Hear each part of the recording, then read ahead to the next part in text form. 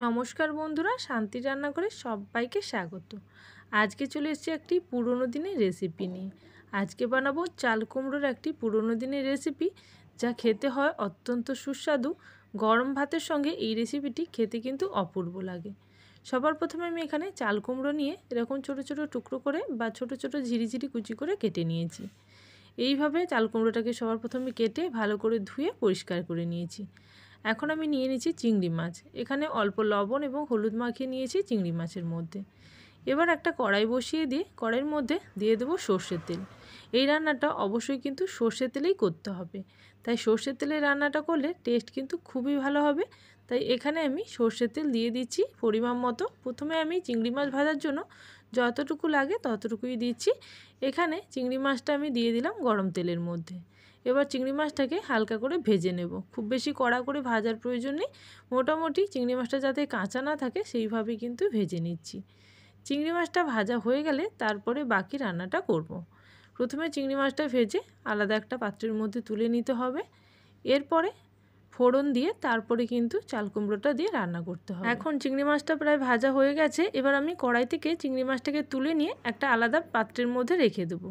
এবার এই কড়াইয়ের মধ্যে যে তেলটা আছে তার সঙ্গে আরও কিছুটা তেল আমি এখানে অ্যাড করছি। এখানে আবারও আমি 2 টিস্পুন মতন সর্ষের তেল দিলাম। এবার এই তেলের মধ্যে দিয়ে দেব ফোড়ন হিসাবে একটি শুকনো লঙ্কা হাফ করে নিয়েছি এবং সঙ্গে দিচ্ছি 5 ফোড়ন হাফ টিস্পুন পরিমাণে।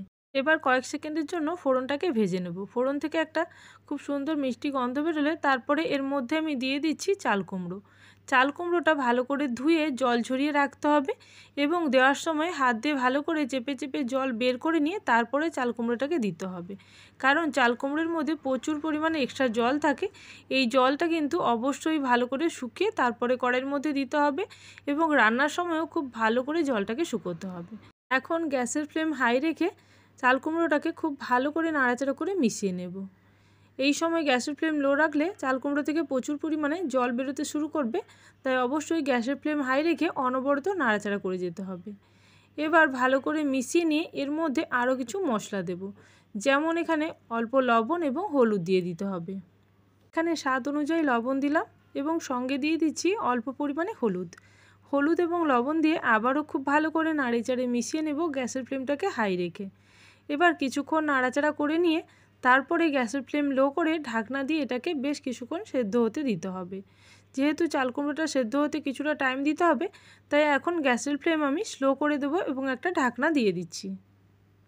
এবার ঢাকনা দিয়ে 10 থেকে 15 মিনিট স্লো ফ্লেমে রান্না করে চাল কুমড়োটাকে সেদ্ধ করে নেব। যেহেতু চাল কুমড়োটা খুবই নরম আছে, তাই আমি মাঝে মাঝে নাড়াচাড়া করে দিয়েছি এবং এখন কিন্তু 10 মিনিট পরে চাল কুমড়োটা খুব ভালোভাবে সেদ্ধ হয়ে গেছে এবং খুব ভালো করে কিন্তু সেদ্ধ হয়ে যাওয়ার পরে খানিকটা জলও বেরিয়েছে। যেহেতু গ্যাসের ফ্লেমটা এতক্ষণ স্লো ছিল, তাই এখন আমি গ্যাসের ফ্লেমটাকে হাই করে দিয়ে এই এক্সট্রা জলটাকে শুকিয়ে নেব কিছুক্ষণ নাড়াচাড়া করে। এদিকে যতক্ষণ চাল কুমড়োর জলটা শুকোচ্ছে ততক্ষণ আমি চিংড়ি মাছটা দিয়ে দেবো এই চাল কুমড়োর ওপরে এবং খুব ভালো করে মিশিয়ে নেব। আর এই জল শুকোতে শুকোতে চিংড়ি মাছটা যেটুকু রান্না হতে বাকি আছে সেইটুকুও রান্না হয়ে যাবে। তবে এখনও রান্না কিন্তু শেষ হয়নি, আরও কিছু মশলা দেওয়া বাকি আছে, যে মশলাগুলি স্পেশাল মশলা হিসেবেও বলতে পারো। এইগুলো না দিলে এই চাল কুমড়োর টেস্ট একেবারেই ভালো হবে না। এখন খুব ভালো করে জলটাকে শুকিয়ে নিচ্ছি। যতক্ষণ জলটা শুকোচ্ছে ততক্ষণে একটি মশলা রেডি করব। এখানে একটি মিক্সিং জার নিয়ে নিয়েছি। এই জারের মধ্যে দিয়ে দেব একটি বড় সাইজের পেঁয়াজ কুচি এবং তার সঙ্গে 3টে কাঁচা লঙ্কা। এবার কাঁচা লঙ্কা এবং পেঁয়াজটাকে হালকা গ্রাইন্ড করে নেব, যাতে মিহি পেস্ট না হয় সেদিকে কিন্তু খেয়াল রাখতে হবে। এখন দেখুন পেস্ট কিন্তু রেডি। এইভাবে কিন্তু আমি পেস্টটা বানিয়ে নিচ্ছি, একেবারে মিহি পেস্ট বানাইনি। এই রান্নাতে যদি মিহি পেস্ট দেওয়া হয় তাহলে পেঁয়াজ ভাজতে অনেক টাইম লেগে যাবে, তাই এইভাবে কিন্তু পেস্টটা বানিয়ে নিতে হবে। এখন এই চাল কুমড়োও কিন্তু জল অনেকটা শুকিয়ে গেছে। এইভাবে কিন্তু জলটাকে খুব ভালো করে শুকিয়ে নেওয়ার পরে আমি এখানে দিয়ে দেবো পেঁয়াজ এবং কাঁচা লঙ্কার পেস্ট। পেঁয়াজ এবং কাঁচা লঙ্কার পেস্ট দেওয়ার পরে আবারও খুব ভালো করে পেঁয়াজ এবং কাঁচা লঙ্কাটাকে ভেজে নিতে হবে, যাতে পেঁয়াজের কোনো কাঁচা ভাব না থাকে এবং পেঁয়াজের কোনো এক্সট্রা জল না থাকে। সেইভাবে কিন্তু পেঁয়াজটাকে ভেজে নিচ্ছি। এখন গ্যাসের ফ্লেম মিডিয়াম টু হাই করে এই 5 থেকে 7 মিনিট ধরে ভালো করে নাড়াচাড়া করতে করতে এইভাবে কিন্তু পেঁয়াজটাকে ভেজে নেব এবং এক্সট্রা জলটাও কিন্তু শুকিয়ে নেব।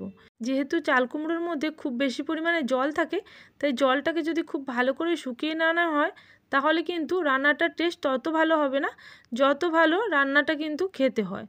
এখন আমি এইভাবে কিন্তু জল শুকিয়ে নিচ্ছি এবং একটুখানি ওয়েট করব পেঁয়াজটাকে খুব ভালো করে ভাজার জন্য। আর যতক্ষণ এটা ভাজা ভাজা হচ্ছে ততক্ষণে আমি দিয়ে দিলাম এখানে অল্প পরিমাণে লঙ্কার গুঁড়ো। লঙ্কার গুঁড়োটা আপনারা আপনাদের স্বাদ অনুযায়ী দেবেন, যেরকম ঝাল খেতে চান সেই অনুযায়ী দিবেন, কারণ আগেই অলরেডি আমি কিছুটা কাঁচা লঙ্কা দিয়েছি।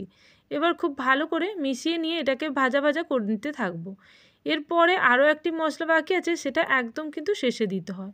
এই রান্নাটা যেহেতু পুরোনো দিনে উনুনের মাধ্যমে হতো, তাই খুব ভালোভাবে উনুনে যখন আঁচ একেবারে নিভে যেত তখন কিন্তু বসিয়ে বসিয়ে রান্নাটা করা হতো, তাই স্বাদ কিন্তু খুবই ভালো হতো।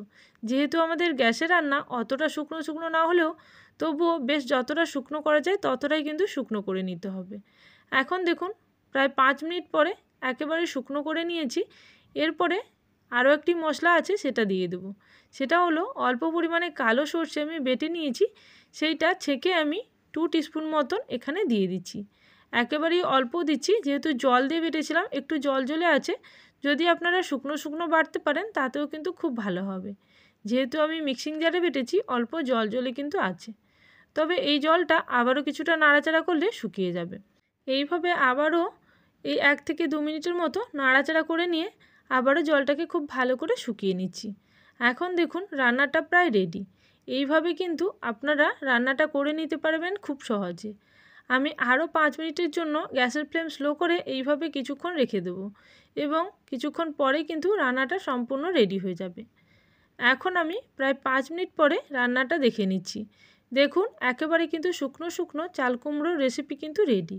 গরম গরম ভাতের সঙ্গে এই রেসিপিটি খেতে কিন্তু অপূর্ব লাগে।